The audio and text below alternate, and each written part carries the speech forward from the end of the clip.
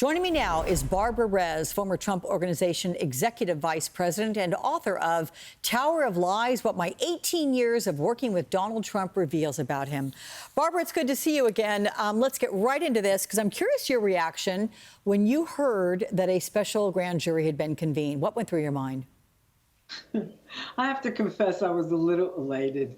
I would like to see Mr. Trump, my former boss, and our former president, get caught for once. He has gotten away with so many things that it would be good if he saw justice. Not only as a revenge kind of thing for people that have resented him all these years, but because the country needs it. I truly believe the country needs it.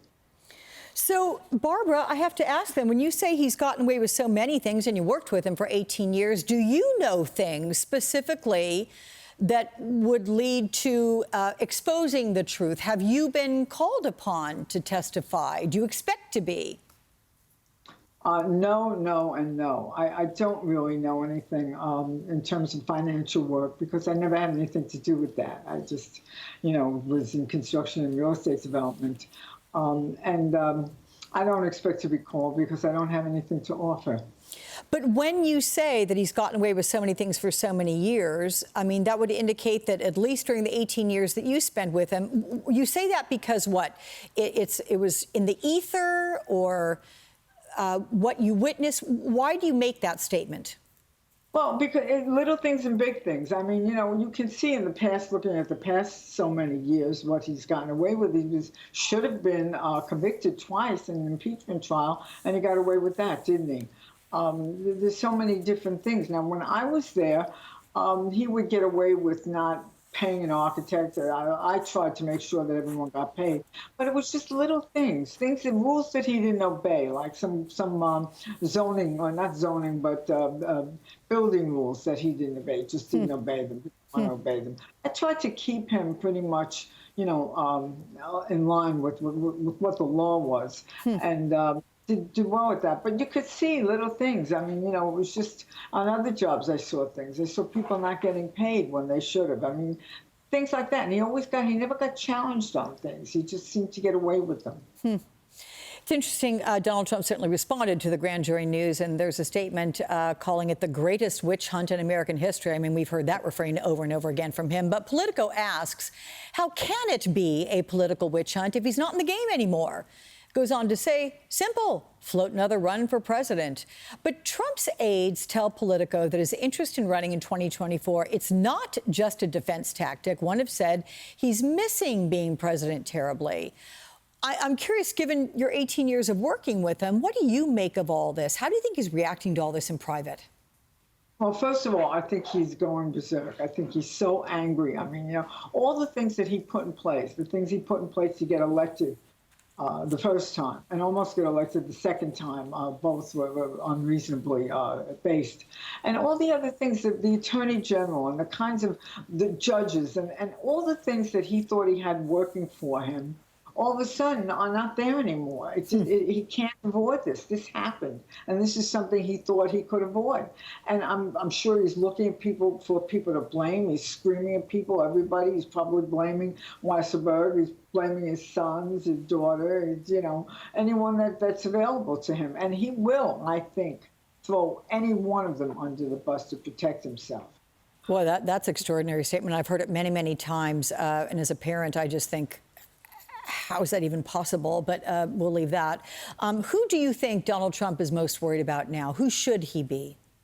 Weisselberg, absolutely. Because, they're going after Weisselberg's sons. And that in itself, if it weren't enough to be afraid of going to prison, which I think it would be, allowing your child to go to prison is something that I don't believe Weisselberg. I knew him a little bit. I knew him well, as a matter of fact, years ago. I mean, I'm sure he's changed with all the fame and fortune, but he's not the kind of person to allow his children to be punished for his own deeds. And I'll tell you something else. I'm not certain that Weisselberg is the kind of person who would perjure himself. That's also a big step. Now, we saw Manafort doing it, Stone doing it, but we knew that would happen. With Allen, I'm not so sure. Which means that you think Allen Weisselberg may agree to work with Cy Vance in the DA's office. Is that what you expect? Absolutely, yeah. I do at the end of the day, yes, ultimately. There may be some terms worked out and things like that, but yes, I do. I do think that. And you many think people. and you think what the knowledge that he had would be the most damning for Donald Trump? He knows Absolutely. where everything is. He knows all the details. See, the thing with Trump is that he doesn't really tell people to do things. He lets them know what he wants to happen, and then, they happen miraculously. But in the case of something like Weisselberg and taxes or legal matters, the lawyers may not get directed by Trump what to do. Weisselberg will carry that message, but definitely Trump was talking directly to Weisselberg. So then, Barbara, when people say that nothing happened in the Trump organization without Donald Trump being aware of it, how do you square what you just said? You're saying that he does not tell people, so maybe he parses very carefully his words, intentionally so. I mean, I don't know. But does it, when they say that nothing happened without his knowledge, do you agree with that? Oh, totally, totally. I mean, he when I say he doesn't tell people to do things, he set a scenario, and especially did this with people like me who he knew would not be likely to lie for him. Wouldn't it be great if this happened, or this is what I think should happen, or, how do we make this happen? And then you just do it.